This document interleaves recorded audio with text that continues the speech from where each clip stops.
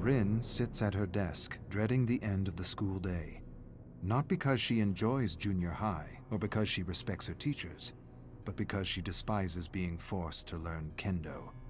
But her father demands it. He demands that she practice the way of the sword. Not just practice, excel.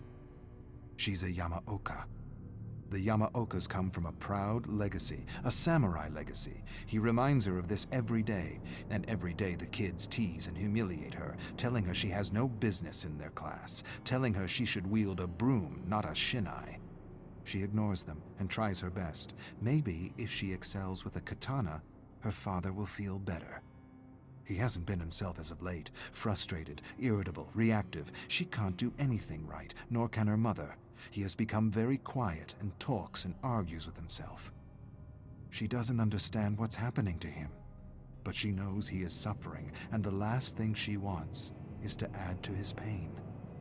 Family is everything, and maybe one day she'll be okay with wielding a katana. Maybe she'll even enjoy it.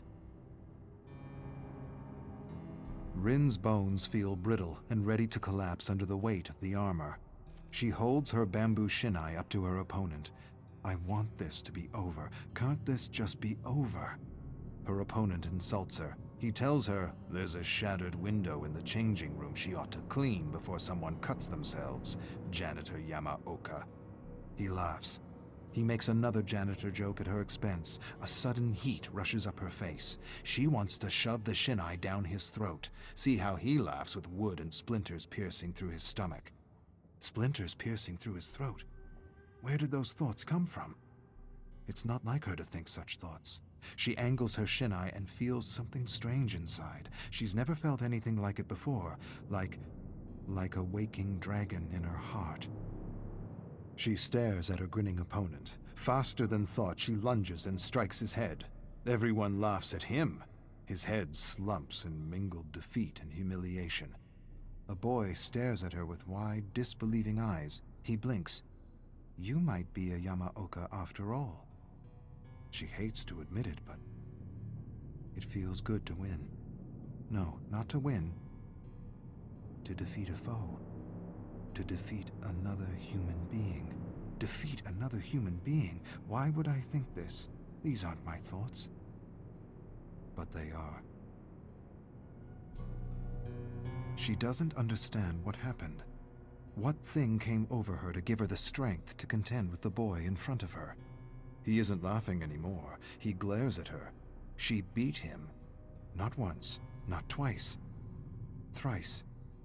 The boys continue to stare at her open-mouthed. Something is changing in Janitor Yamaoka. They know it. She knows it. She feels the waking dragon in her heart. It's the closest she's ever felt to being a fighter, a warrior, a Yamaoka. And she likes it. Likes being treated with respect. Likes being taken seriously. For an instant, she imagines herself beside the great Renjiro Yamaoka and his son Kazan. Something tugs in her heart, and the dragon stirs. And the dragon, she realizes, is the waking of her raging Yamaoka blood. Janitor Yamaoka, you got lucky. Let's see how lucky you really are. Boys close in on her, cursing, jesting, shouting. She wants to run, but doesn't see an opening. She wants to apologize for being good with a shinai, but the waking dragon inside her heart won't allow it.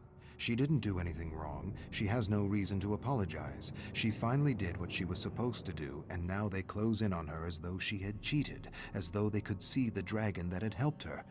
She feels scared. Where is that dragon now? Where is the spirit of her ancestors?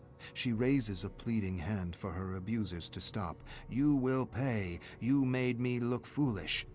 For a moment, there is an opening between two boys, and there's no hesitation, only action. She charges through and storms across the schoolyard with a group of angry boys in pursuit. She quickly ducks behind a garbage bin and watches the boys run past her.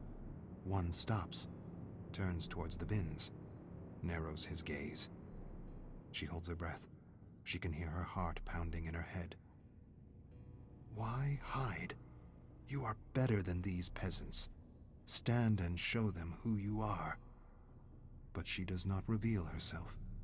She hides and wishes that waking dragon to go back to sleep.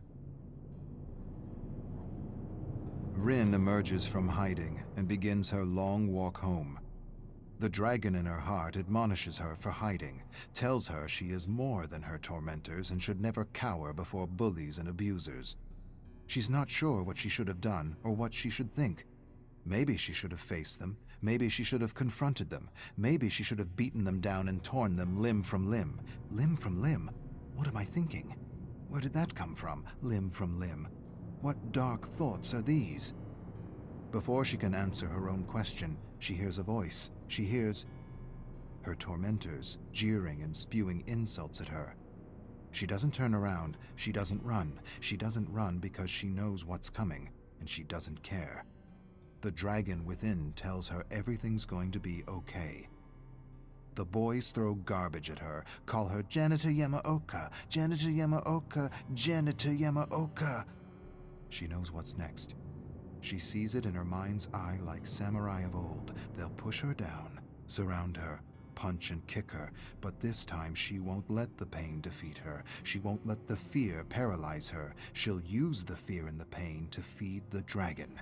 Today her bullies will feel teeth and claws. They will feel her wrath, and they will learn she is a Yamaoka.